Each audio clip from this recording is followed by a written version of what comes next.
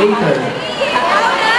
First, I would like to say thank you to one of the closest friends I had in the student council before, Mr. Carlos Torimo Nares.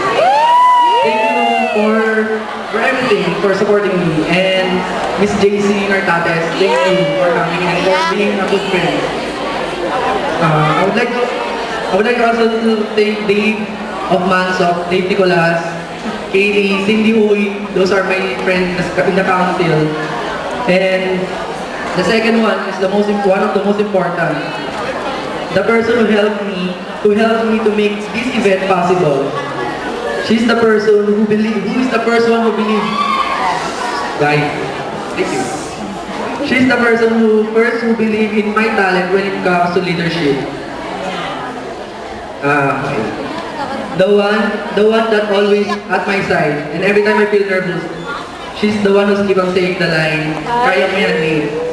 And that person, I think that I owe everything to this person, and that person is the VP Internal of the Tourism Management Society, Gladys Anseminiano. Let's give her a round of applause. Iyak po! Iyak na siya. Of course. And I would also like to thank the three mentors that I have. First one is Sir Ronald Manzano.